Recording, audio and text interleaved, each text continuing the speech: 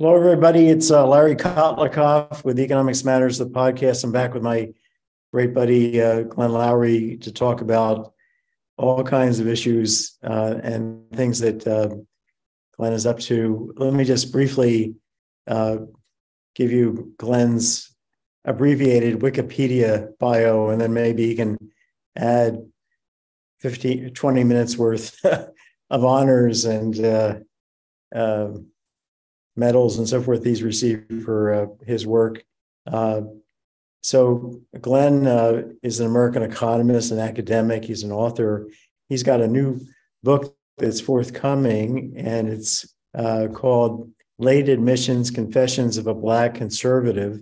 I've read the book. It's fantastic. It's coming out with Norton next year. The exact date has not been revealed, but it's about Glenn's entire life, family life, personal life, the ups and the downs, but also about his academic life and how they all intertwined. And it's really one of the best written books you will ever read. It's just marvelous. But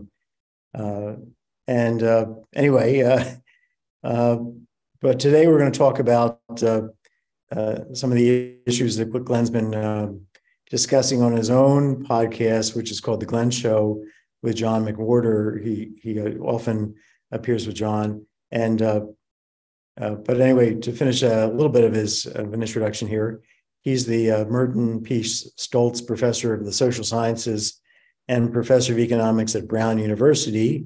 And he's taught there since 2005.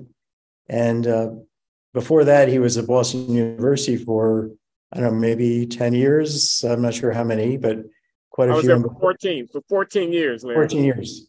And before that, he was at Harvard. He was the first African-American professor of economics at Harvard University to gain tenure. That happened at age 33. Before that, he was, I think, an assistant professor at Northwestern. He went to Northwestern for college. He went to MIT to get a Ph.D. in economics. And he received a lot of prominence over the years, starting during the Reagan administration, I guess, as a leading Black conservative intellectual. And in the mid-1990s, according to the wiki entry here, he adopted some more progressive views. And now I think he's becoming a little more conservative in his discussions. The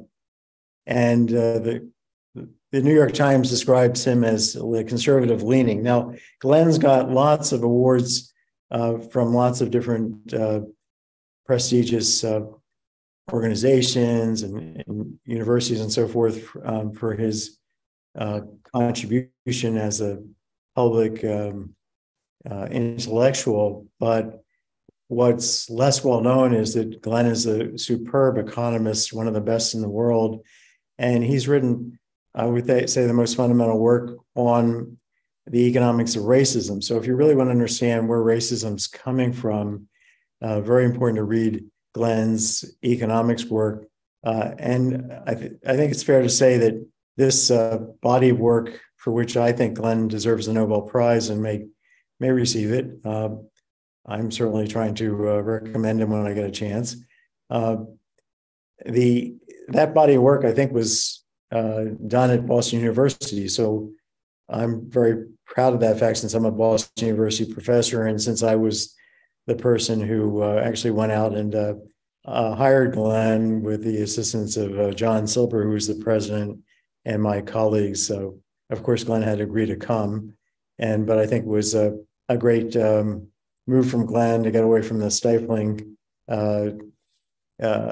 environment of Harvard to much more relaxed and maybe more open environment at Boston University. And we have fabulous department then, and we do now. So I don't think that he lost anything on the terms of the colleagues. But anyway, Glenn, if you want to add anything to what I just said about your background, then we can maybe just from here just start digging into what's going on in the real world. But tell me if I did you proud enough, or whether there's more things that people should know. And we've had you on before, people. So other, the first podcast I think was one of the best we've had. Lots of people viewed it. It's at larrykotlikov.substack.com. But anyway, Glenn, respond. You're doing fine, Larry. I should just let you go on forever. Very praiseworthy. Thank you. Thank you. I don't know about this talk about the Nobel, man. You don't do that. That puts the bad karma out there. But and I want to acknowledge my old friend. This is my old friend, Larry Kotlikov. Me as chairman of BU's economics department in 1991. He brought me from Harvard to Boston University, where I flourished. I wrote paper after paper. I had excellent colleagues. I got back into economics after wandering in the conservative think tank wilderness for a while. So, and this is my friend, Larry Kotlikov. Everyone should know he's biased in my favor. He was the best man at my wedding. He was MC at my 70th birthday party. He induced the Department of Economics to honor me with a festive conference where my work was featured and so on and so on. So I appreciate your support, Larry. I appreciate your support. About my life, well, I'm an economist first and foremost. I mean, that's my home base. That's what I love. I just love that we have something of a grasp on the subtle underpinnings and kind of social dynamics of economy, of social organization. I mean, that's what I try to do in my work on inequality and race, try to use economic method, systematic application of relatively straightforward mathematical technique, formal modeling, clarity about definition, about who's doing what the information is, what the incentives are, and apply that to problems of inequality and difference and discrimination and stereotype and all of that. I've tried to make a contribution on that front. But I'm a member of the American Philosophical Society. You could have said that. I'm a fellow of the American Academy of Political and Social Sciences. In fact, I'm the John Kenneth Galbraith Fellow for 2022 of the American Academy of Political and Social Sciences. I'm a fellow of the American Academy of Arts and Sciences. I am a man of letters. I'm an intellectual of the first rank. And I'll stop this, but I mean, I am both this well-trained economic analyst who's looking rigorously at questions of social inequality, but I'm also somebody who reads philosophy and history and literature and has something to say about it. I write pretty well, as those of you who buy my memoir when it comes out next year will find out. So it's all good. Yeah. I forgot to say that you majored in math at Northwestern, where you went to college, and then you went to MIT, and then they hired you as an assistant professor. But MIT at the time, and still today, was probably the first or second or third best economics department. And it's not easy to get a PhD in economics, period. But to get it at MIT, we're dealing with, Glenn was competing with the creme de la creme of mathematical. We're just really very, very bright. At the top of my class. People. Since we're tooting my horn, I could just say this. I was at the top of my class. In 1974, after my second year, the Stanford Math Econ Center with people like Mordecai Kurtz was running it, and Robert Wilson, the great Robert Wilson, and the great Kenneth Arrow. And they had a summer boot camp for theorists. I was there with Jean-Jacques Lafont, the late, great Jean-Jacques Lafont, with Oliver Hart. They were students. Right. And I was there. So it wasn't just that I went to MIT. Again, excuse me for tooting my own horn. I was at the frontier of what was going on at MIT. Right. And I think you hold the record, perhaps, of any. I think when you came to BU, I think within 2 years, you had 4 top 5 journal articles. It's like somebody, in economics, that's not as well known as in the sciences. But if you were a young scientist and you published 4 articles in Science and Nature in 1 or 2 years, that would be like an act that's amazing. And that's what Glenn did in the first. I had help. I had help. He had co-authors. I had Stephen Coate, Cornell University, was a co-author on 3 of the 4 papers because we had 2 AERs and a restud. And I had this paper that was it's not a top 5 economics journal, it's a top sociological journal, Rationality and Society. James S. Coleman, the late great University of Chicago sociologist James S. Coleman was the editor, on self-censorship, which has become a classic. It's had a huge impact. And there's not an equation in that Rationality and Society paper, but it's erudite and it's on political correctness. It's a classic. I had a renaissance in those years. Let's talking about me like this. I'm embarrassed, Larry.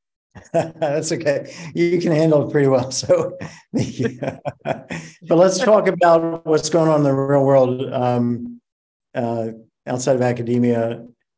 So we just had this decision by the Supreme Court about redistricting. I guess it was in Alabama. Was that and yeah, it was Alabama. Yeah.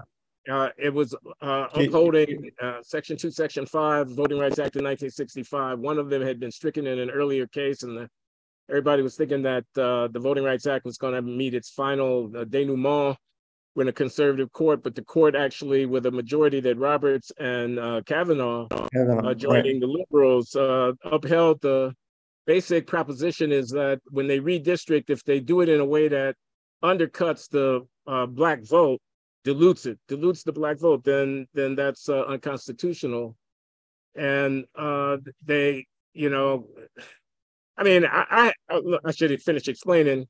And the Alabama legislature drew the districts in such a way that there was only one majority-minority district with a Black majority that would vote Democratic and would elect a Democratic congressperson, when they could have drawn it so that there were 2. And would they be required to do the latter?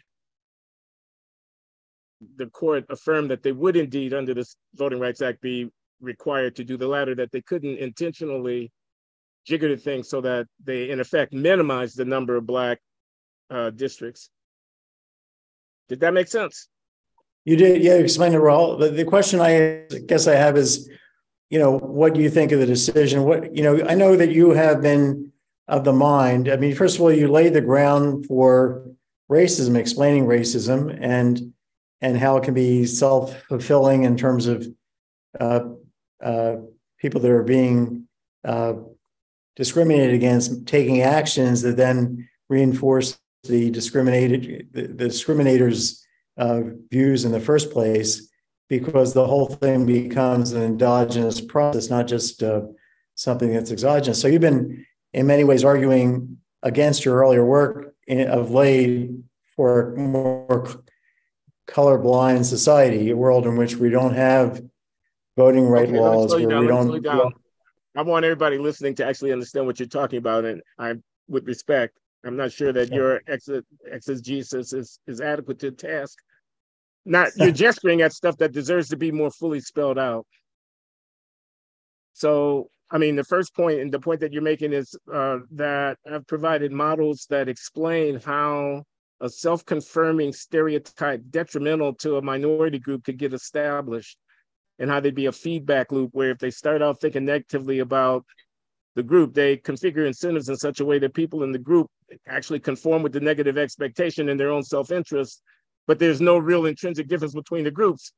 And in my book, The Anatomy of Racial Inequality, 2002, it's been reissued in the second edition in 2021, I talk about this. I give an example. I'm all in the service right now, Larry, of explaining where I've identified problems with discrimination to the Voting Rights Act and affirmative action.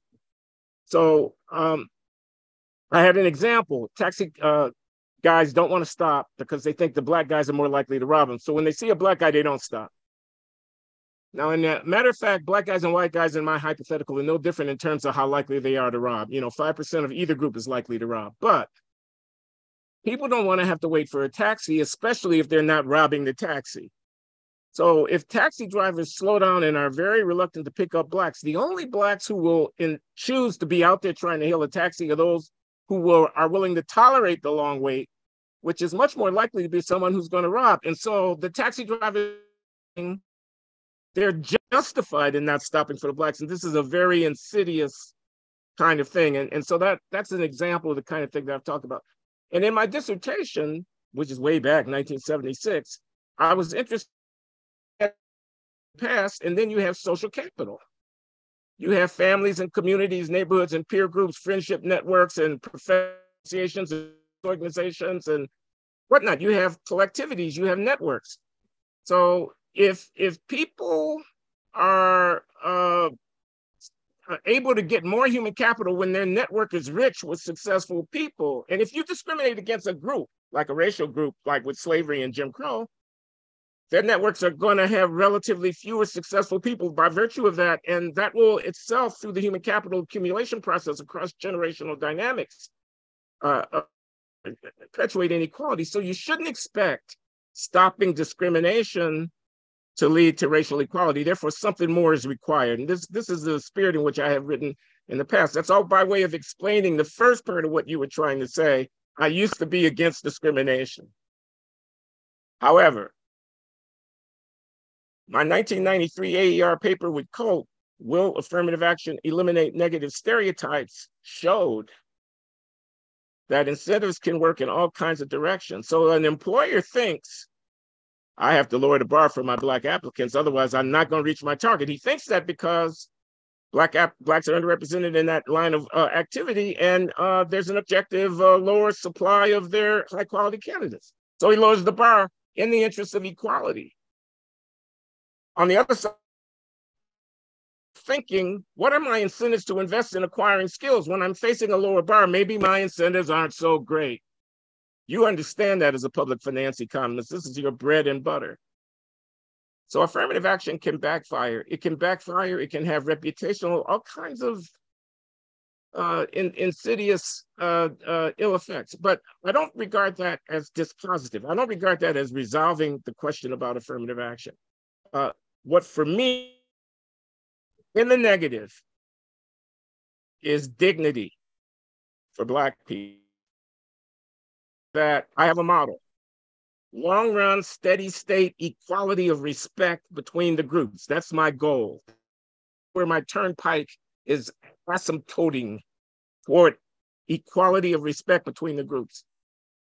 If you use a lower bar as a permanent institutionalized mechanism, you will make it impossible to achieve equality of respect, because equality of respect can only be stable if it rests on a foundation of equality of performance. And the objective fact is that if you use a lower bar for a racial group, on average, the people whom you select are going to perform less well. So you're dodging the problem. The problem is foundational. The problem is that when they present the SAT scores, there's not enough of them in the 95th percentile for the thing that you're doing. The thing that you're doing is an engineering program, it's a medical school, it's a law school. There's just not enough of them in the 95th percentile. That's what has to be changed. That's what has to be changed. But Glenn, thank you, Larry. Thank you for letting me go on for a long time, man. Okay, no, that's fine. But of course, there's the other side of Glenn, of some of your work that would argue the other way, that, if you did engage in affirmative action for a few generations at least, then you're going to have people who maybe they've been, propelled beyond their true abilities, but they've gotten high-paying jobs. So then they've been able to afford the tutors and afford the private schools for their kids. So their kids can then achieve the SAT scores of other people, people that have not been just. Yeah, but where's the evidence for that, Larry? I mean, we are 50 years down the line, man. What I'm saying is, Glenn, what I'm saying is not that you're wrong in the way you come down on the facts and your view of what should happen at the margin in terms of our policies. What I'm saying is that that the theoretical argument is not unidirectional, that there are counter arguments even that you've made in your own work that cut the other way. That says I'm not making a theoretical argument at the when I that's a philosophical and kind of existential kind of argument. It's a spiritual argument. It's not a theoretical argument. I'm saying equality resting on, I mean, these are bedrock definitional things. So I'm saying race has to be handled with care in the public square. So, for example, reparations. I know that's not what you asked me about, but it's in the same family. It's in the same family, the 1619 Project. Oh, let's go around moaning about how Blacks were mistreated by the American, et cetera, et cetera. I know I'm being provocative. I'm being intentionally provocative. The summer of 2020, the riots, okay? Black Lives Matter and all of the corruption and of the avoidance, homicide in Black communities, violent crime in cities like Chicago, St. Louis, Cleveland, Detroit, et cetera. Philadelphia, where you're from, Chicago, where I'm from. The family, 70% of kids born out of wedlock, the incarceration, which they've turned into this cudgel that they're going to beat the society with, but it's really a revelation of the extent of law breaking in the community. I'm sorry, I said. Okay, you're saying no, let me just finish this. Let me finish, because the hour is late. I'm saying the country is on the line. I'm saying the summer of 2020 took us to the brink. You can't have it that every time a white cop shoots a Black kid, whatever the circumstances are, people go around burning shit down. That's not going to hold. That's going to drive fascists into the Oval Office. It's not healthy for our country to talk about a 150-year-old debt that you're going to tax scores of millions of immigrants who came to the country from places other than Europe in the last half century in order to effect a transfer to the descendants of slaves. Okay. It's a disaster. So the country is on the brink. You like to talk like this. Excuse me, Larry, thank you for letting me go on. You like to talk in apocalyptic terms. I'm now talking in apocalyptic terms. On the race question, the country is at the brink. It's not a question of theory. It's a question of wisdom, experience, and judgment about how to manage this issue. Obama, let me put all the red meat on the table.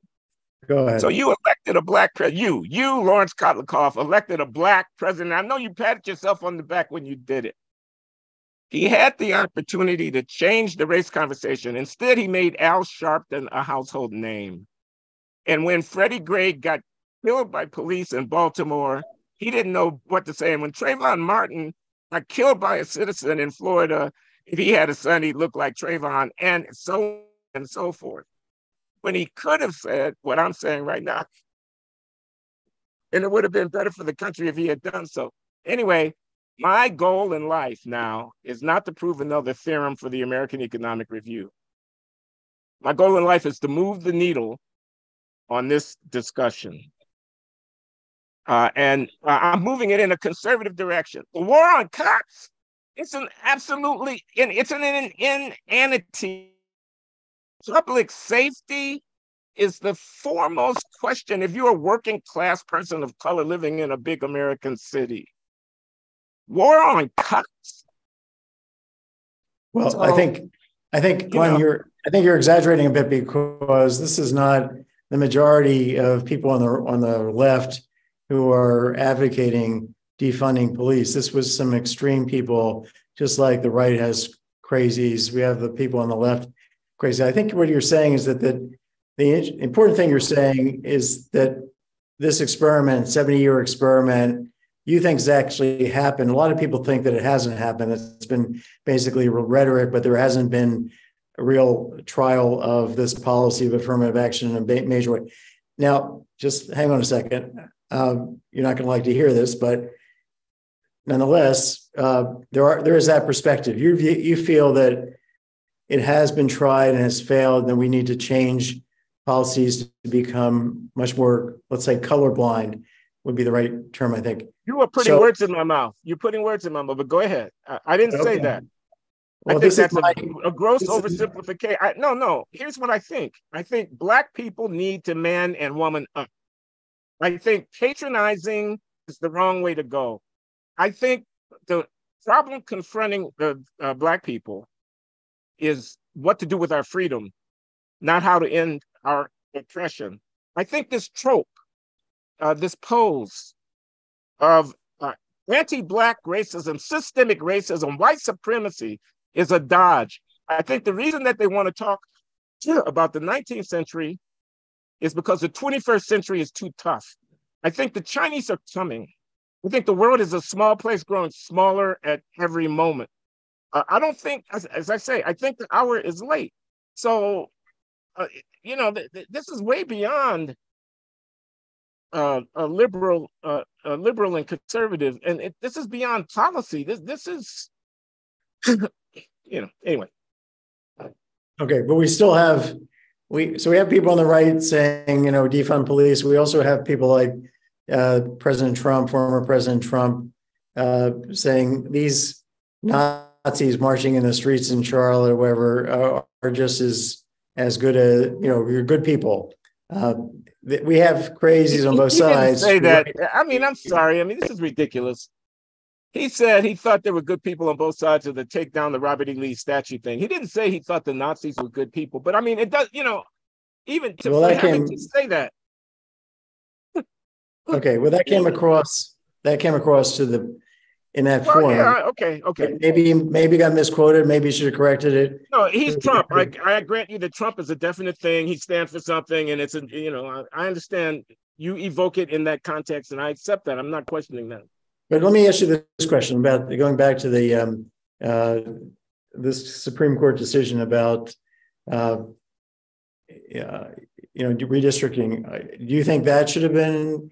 Was that the correct decision in your view? Would you have voted for Robert's side or the other side in that? Okay, so my take on it is not going to be original. I read this in an article somewhere, but I think it's right. I think Roberts is salvaging the legitimacy of the court by not doing too much too soon.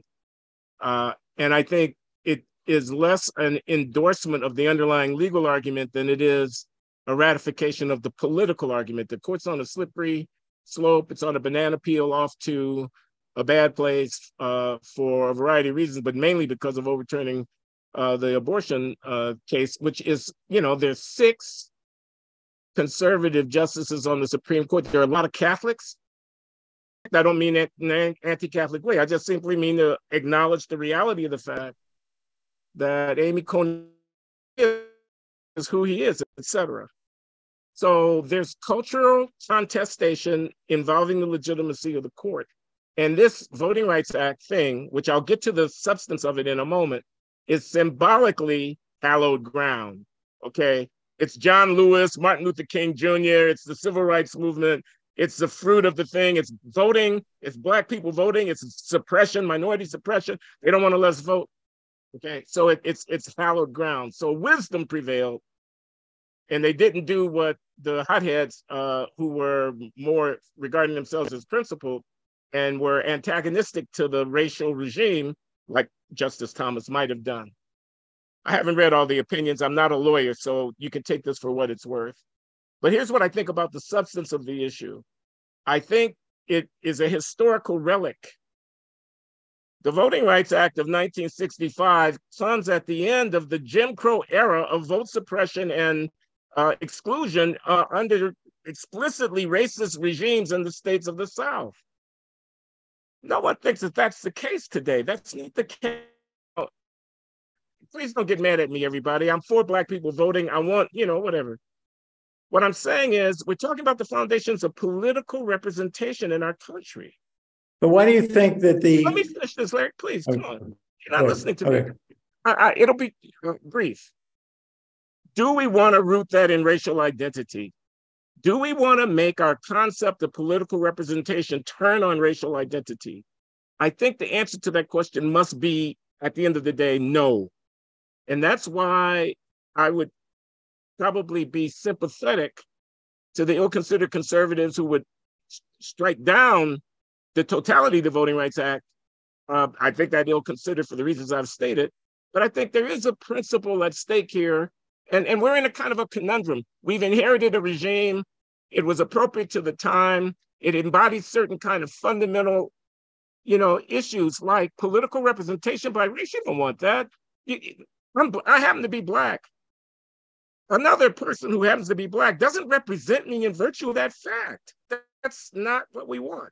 But okay, but Glenn, when you Let me have finish. I'm finished. okay, thank you. But when you have the state of Alabama, or presumably the Republican majority in the legislature, districting the state in a manner that's conspicuously racist in the sense of districting, making districts that have enough of a white majority to limit the number of potentially Black representatives. That suggests to me that times haven't changed as much as you think. You and I both lived through the 50s, and we saw what true racism was about. No, I'm sorry, Larry. I'm sorry, I don't buy it. They're Republicans. They're Republicans. You've got an identification problem. Remember that one from econometrics? And what I'm saying is, you're trying to infer the motive of the Republicans. The Blacks are all voting Democrat. The only way you get a Democratic congressman in Alabama is for it to be a Black vote. They don't want Democrats. Let me finish the argument. Okay, they don't want Democrats. Therefore, they draw the district line in which they get fewer Democrats. That happens also to be the ones in which there are the few Blacks, because you cannot identify from the fact that they drew the line whether the motive was racial or it was partisan politics. The two things are highly correlated with one another. You got a very few observations, my brother.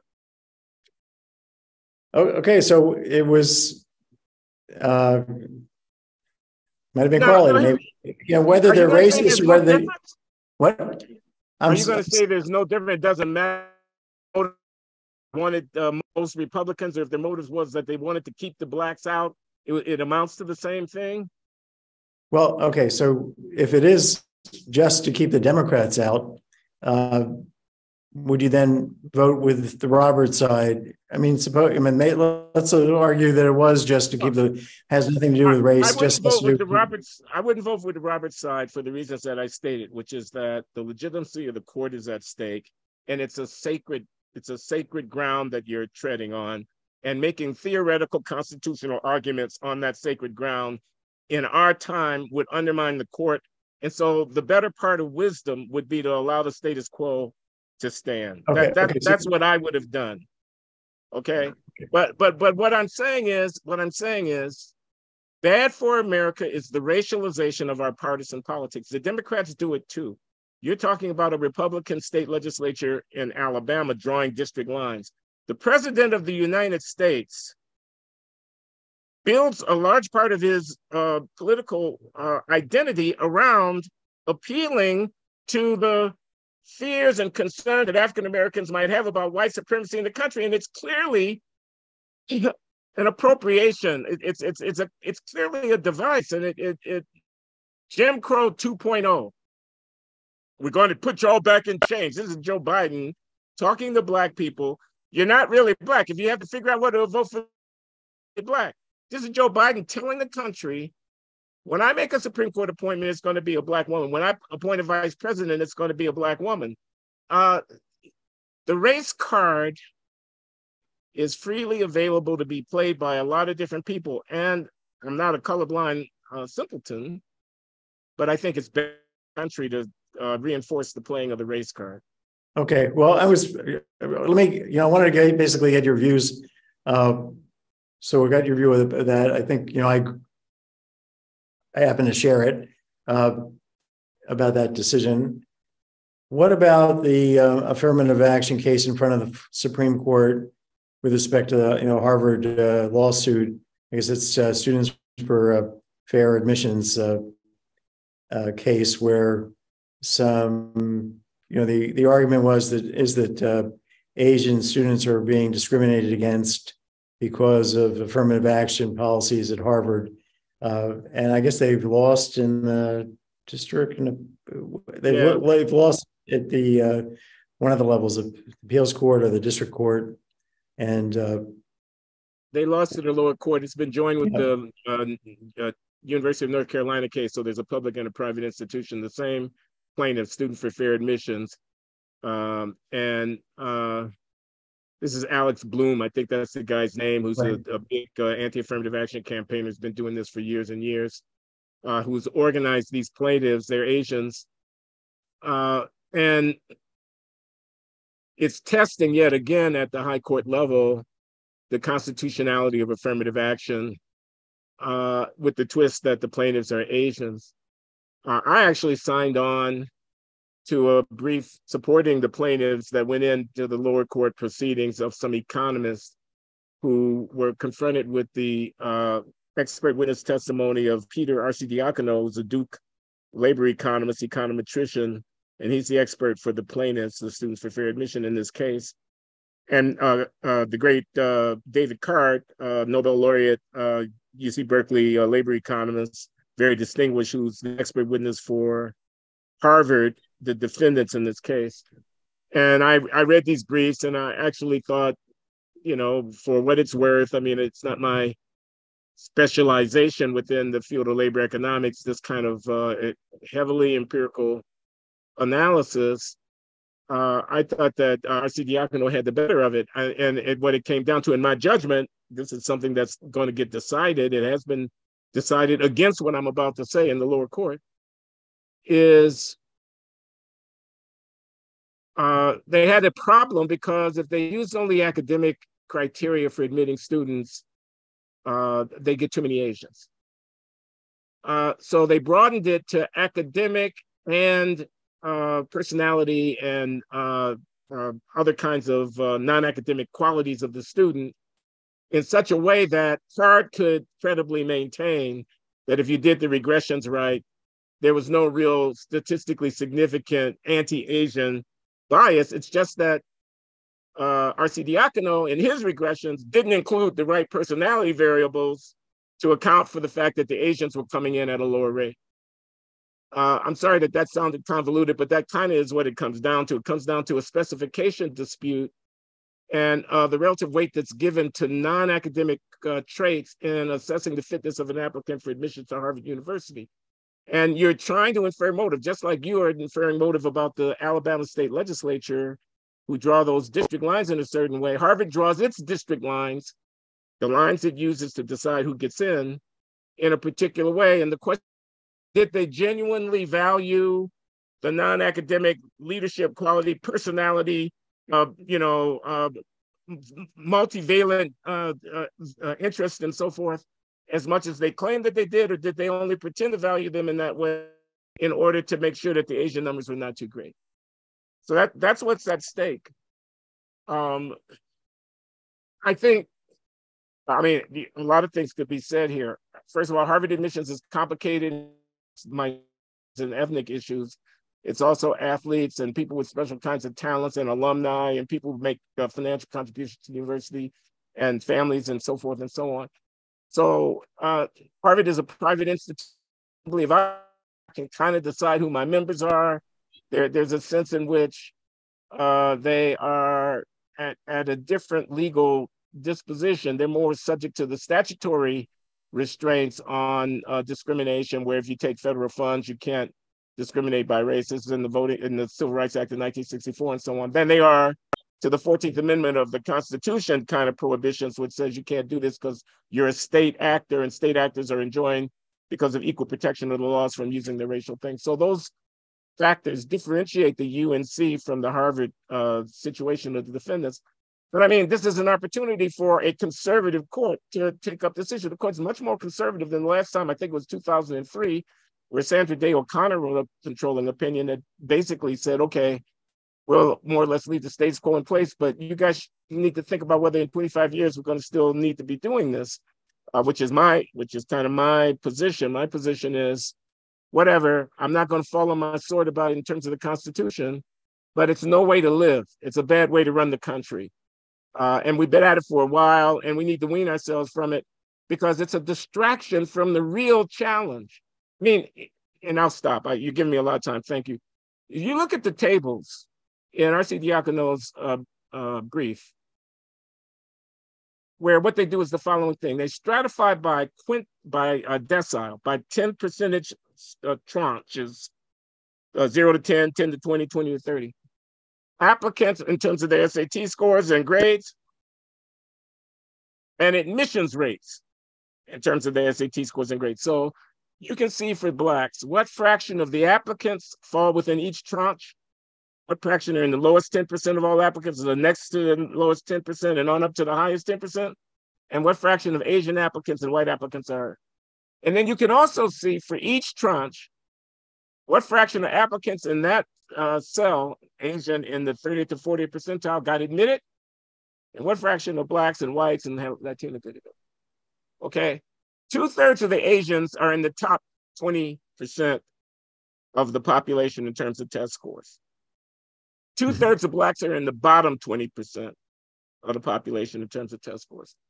If you're an Asian in the top decile, 90 to 100 percentile, you got like a 6% chance of getting in. If you're Black, you got a 50% chance of getting in. Okay. If you're in the 60th to the 70th percentile and you're Asian, forget about it. You ain't getting in. If you're Black, you got, I don't know, a 15 or 20% chance of getting in. Okay, and the whites are also favored relative to the Asians in terms of these very crude comparisons. These are crude. It's not multivariate regression analysis. I didn't control for anything. I'm talking about the optics. So look at, I mean, if I may, you're Jewish.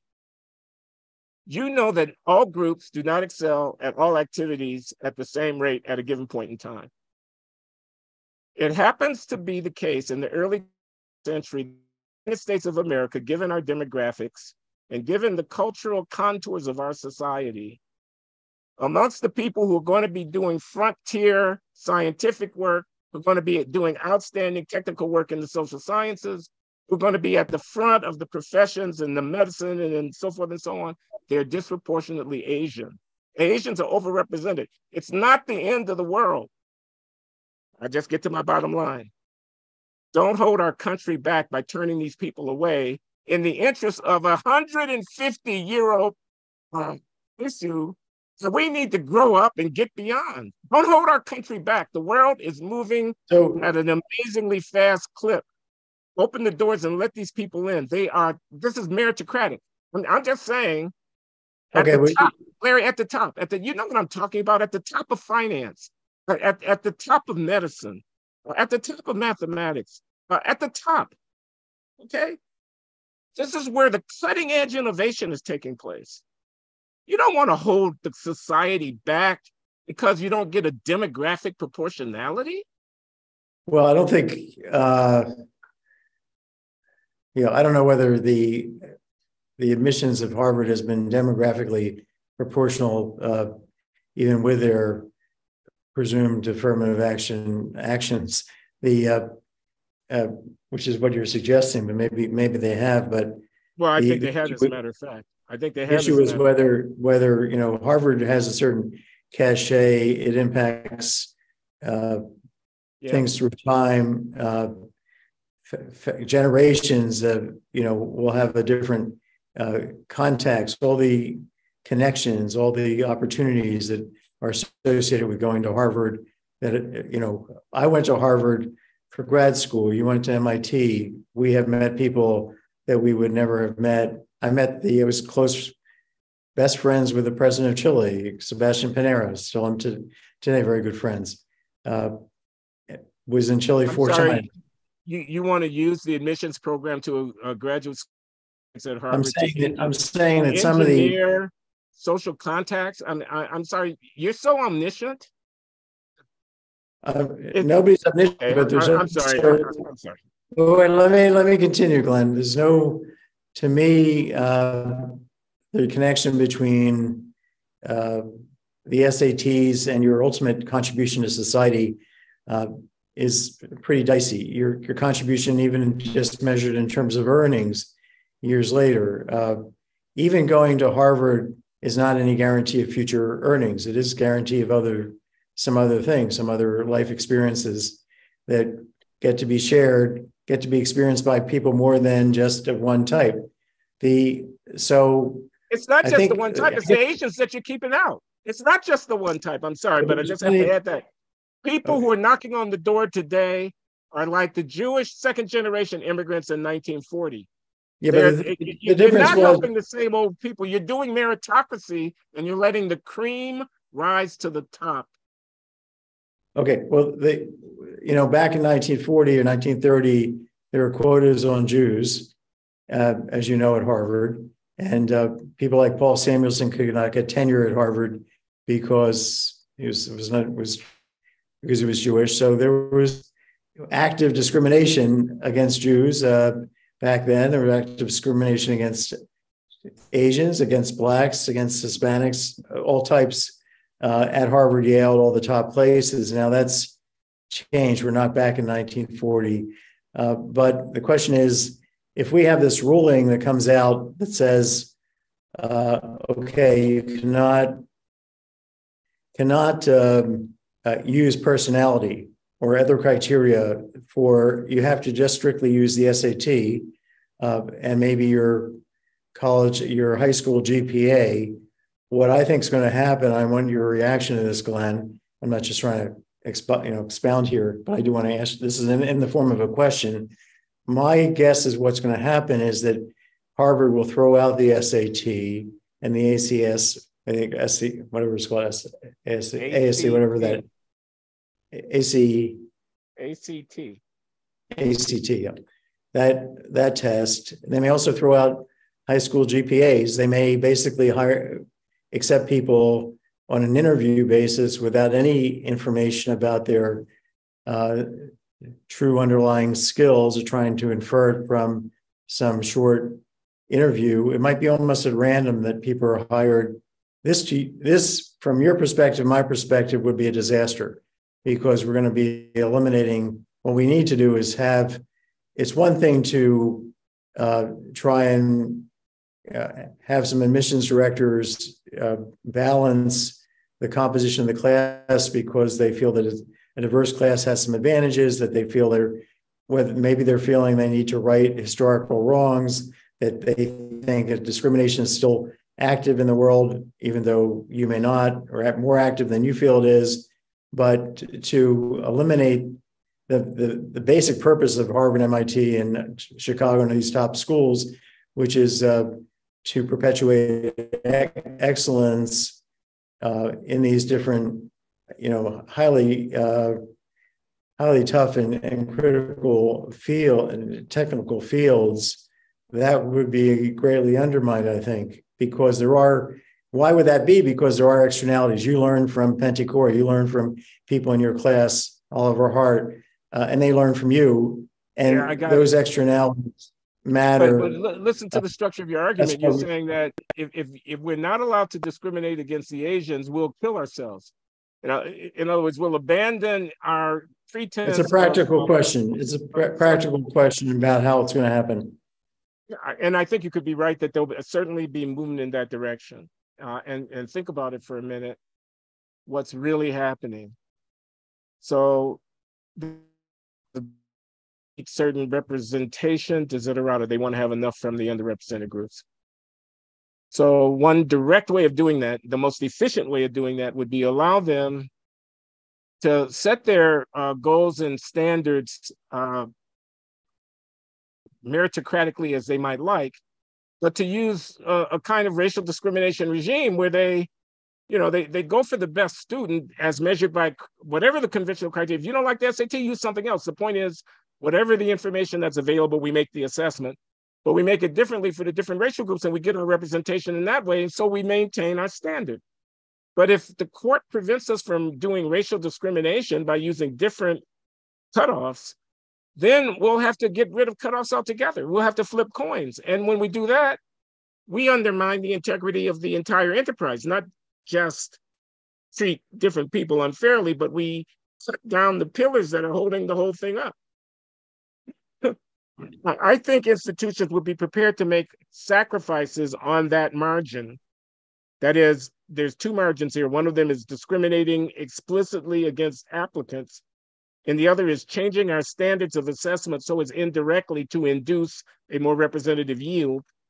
And they'll want to use both margins, and if they're prohibited from as overt discrimination as they're currently practicing, more weight will go on to the other margin.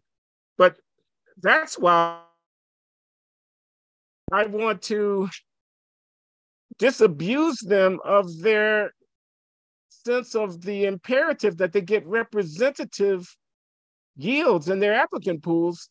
I think it's too high a price to pay. And I'll tell you what else I think will happen. If they abandon standards at the gate, internal to the university, different departments will start its own. You won't be able to major in a technical field unless you get at least a B in the intro course for that department. The only people getting Bs are the ones who know calculus. Everybody can show up, but not everybody can take my engineering curriculum unless they can get at least a B in differential equations, that kind of thing, which will happen. And there'll be rearguard actions within the now corrupted, and the weeds are growing up between the buildings. They're growing up inside people's heads. The cutting edge is dull. The sense of outstanding rigor is diluted. That's a disaster. And it's a kind of self-immolation. It's the grand achievement of Western civilization setting itself on fire because why? Because some people were unable to keep up. Well, it's not that, I think that's too strong, Glenn. I think people have come from all kinds of backgrounds and weren't allowed to keep up necessarily, or were not well served by the educational system. I know if you grew up in Camden, New Jersey, and you were a great mathematical genius, you might not have learned any math in elementary school or high school of any value, and your talent was never discovered, and you ended up at some second-rate school. Let me ask you a question. Is that what you think is going on in Camden? I know for sure that's going on. I mean, I know for sure in the sense that I was, well, at least I can't say no for absolute sure, but I was in a public school next to Camden, Pensacola, New Jersey. I substitute taught in Camden. I could see the chaos. It was basically building chaos in these schools. The kids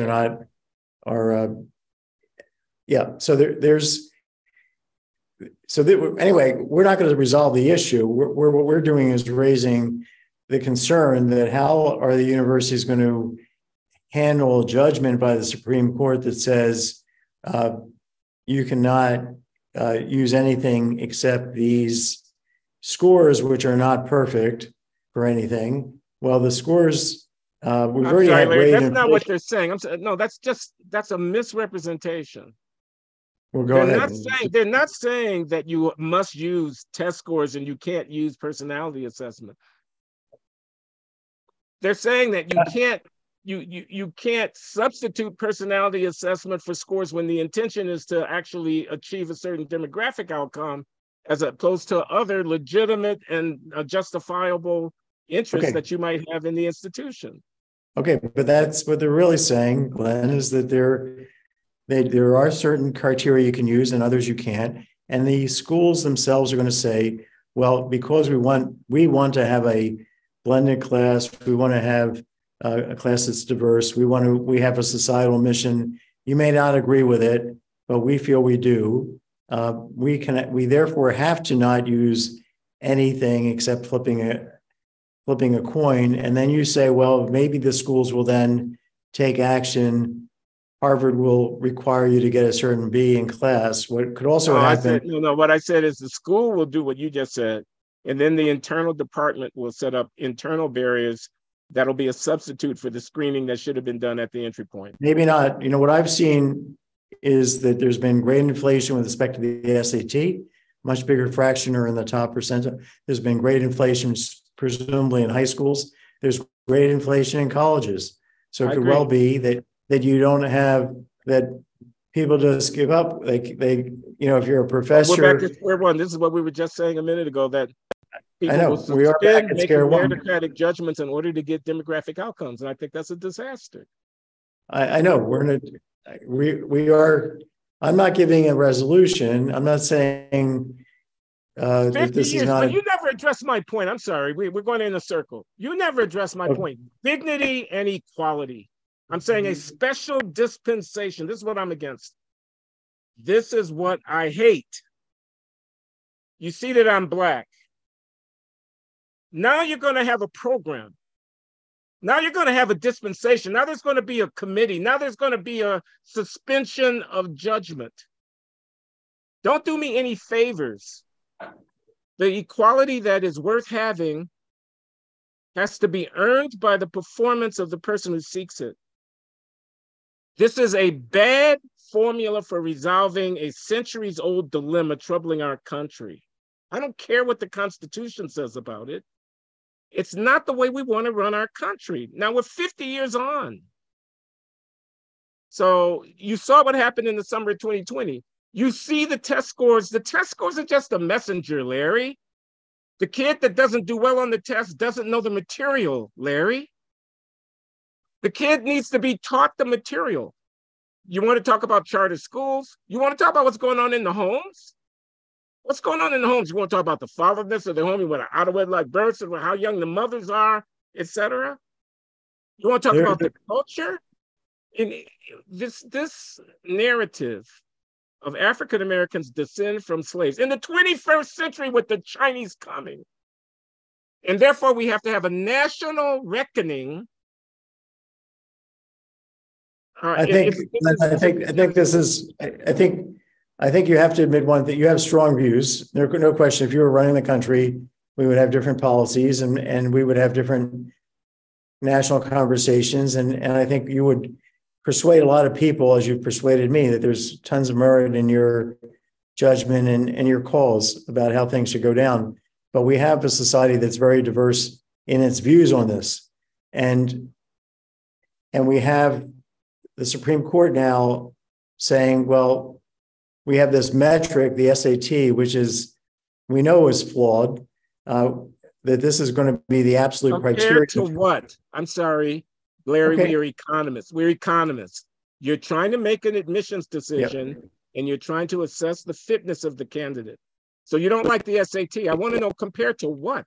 What are you trying to measure, and what measures it better?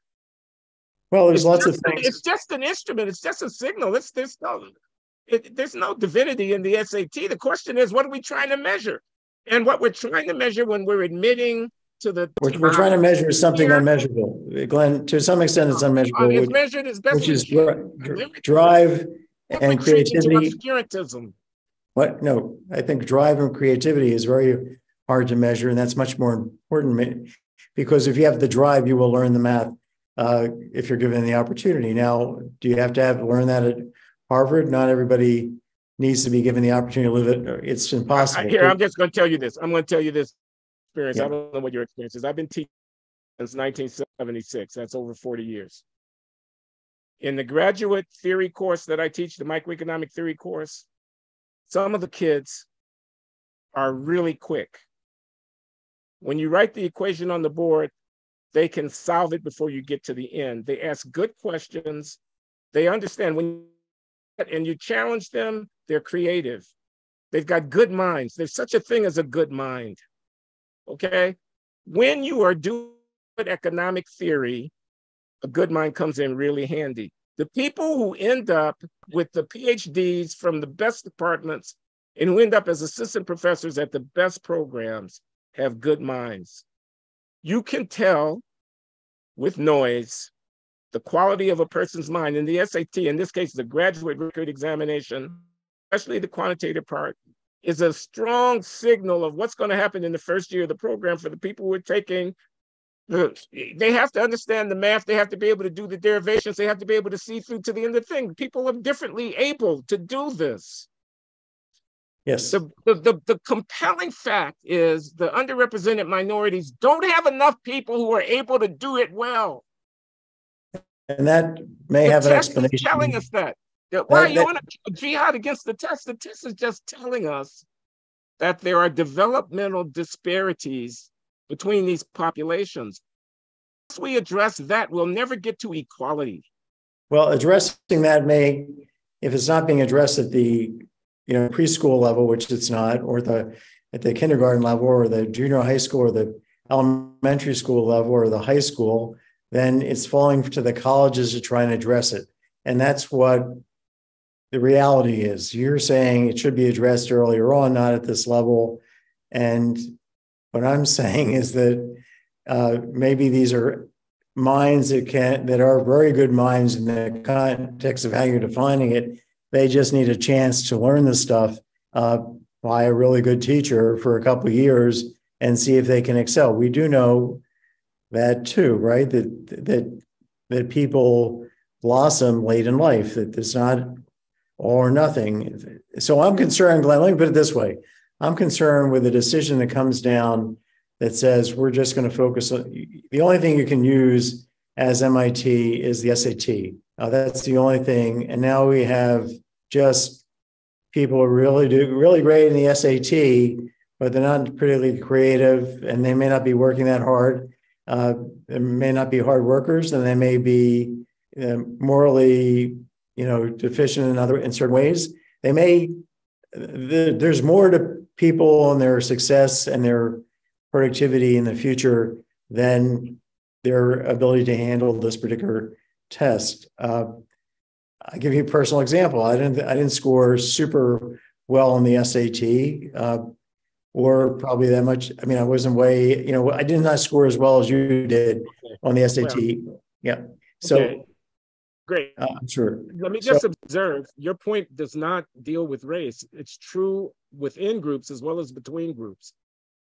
Yes, absolutely. Your point is quite independent of the affirmative action discussion. It's a question about what are our goals and objectives when we make these kind of selections. My view would be, if I'm on the Supreme Court, I would say, let the colleges decide. This is not for me to be getting into the middle of. The university has its objective function. It's been around. Harvard's been around since 1630.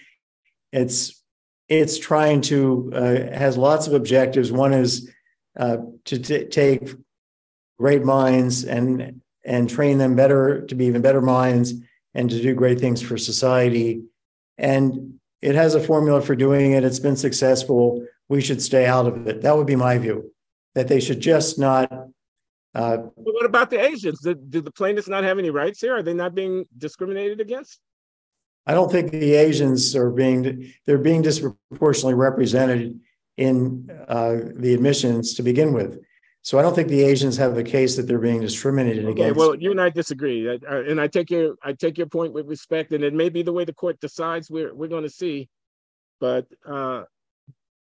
this is not, if the Asians had 1% representation at Harvard when they were 30% of the population, they're not 30% of the population. Obviously, I would be arguing the other way.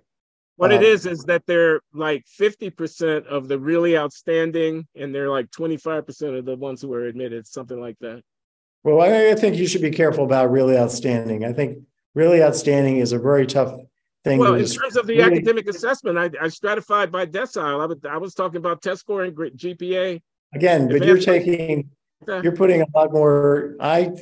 My experience as an academic, personally, and seeing other people in their careers, is that creativity and what's called Sitzfleisch in German, which is actually the meat of your tush. Yeah, above a certain threshold, above the 95th percentile, the differentiations is probably going to depend a lot on that.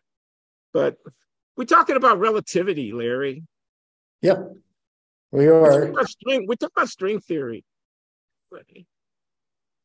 We're talking about learning ancient languages. We're talking. I mean, even within Harvard, my class in grad school, if I looked around when I was in grad school, the first couple of years, at the people who did the best on the theory exam, and who was going to do the best creative work years later, they're very different people.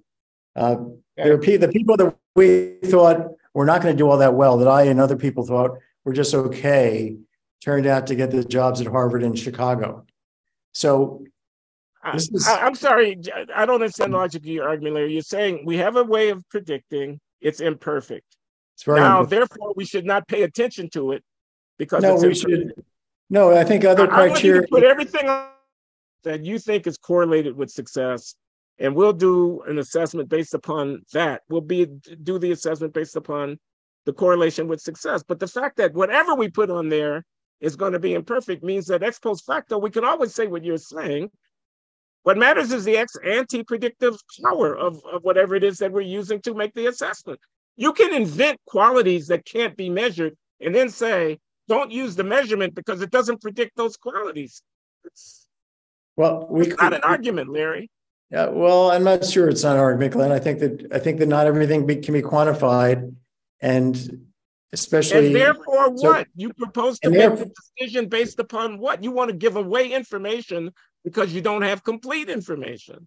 No, I want the Harvard admissions people to have ability to use all the information that's available, including their sense of whether this person can make it with some helping, can make it with some remedial, but this person has something special or can deliver something special to other people, even though he or she may not be that. Yes, we can't. Yes, you don't go. All right, so we differ. No, I mean, it's their club. If that's your position is it's alchemy. They're making society better through chemistry. And therefore, leave them to their dark formulae and their mixings, because they're going to create the kind of society we all want to live in. And my is, it's a fast-paced contest. Who's going to get the next microprocessor innovation? Who's going to solve the open question?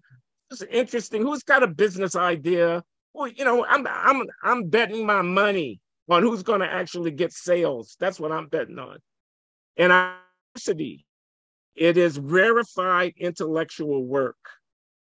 So if you tell me through an interview that this kid from the housing project is really creative, and you can persuade me that means when it comes time to get the answer to the problem, he's going to push the ball forward.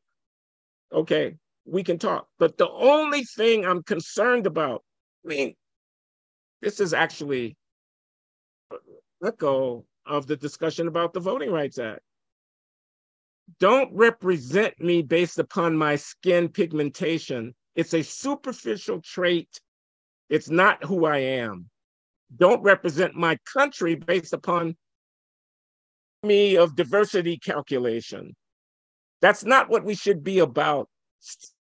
Guys, you had nothing to do with, which is that my 8th-generation ancestors were slaves. Will you please, the people in Northeast Asia, not sitting around twiddling their thumbs about bullshit like this. You're going to look up in figures and you generate power because you lost your cutting edge, because you couldn't get your trying in your beer, your woe is me, woe is cool.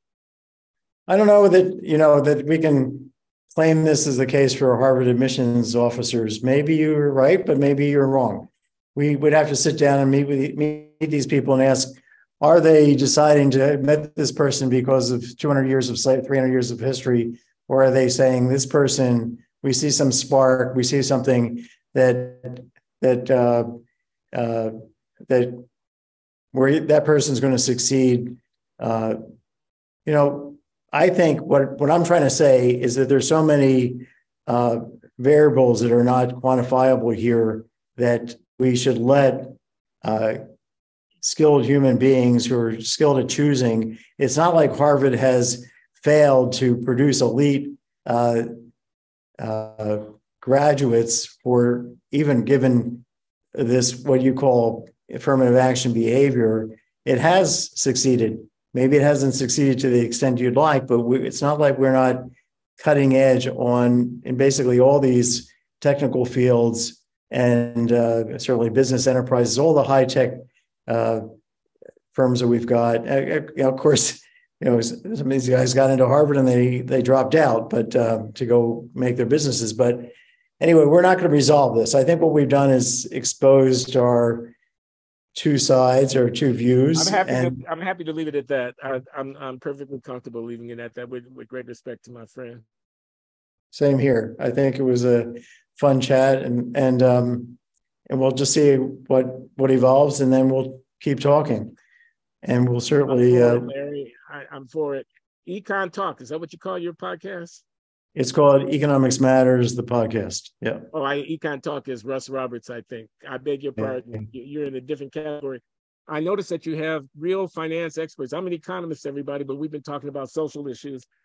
But I noticed you have real, insiders in the banks and in the funds and in the financial analyst community. So congratulations on Economics Matters, the podcast, Larry. Thanks, Glenn. Yeah, it's been a lot of fun. We have people from all walks of life. This week, we're going to have somebody on for the third time, a reporter, political scientist, actually embedded in Ukraine. He's going to be reporting on what's happening. So it's cool because I'm old enough to have a lot of interesting friends from all around the world. So, and Glenn, you're one of the most interesting. So, thanks so much, and we'll be jumping into your swimming pool soon together. So long, Larry. All right, man. Take care. Bye-bye.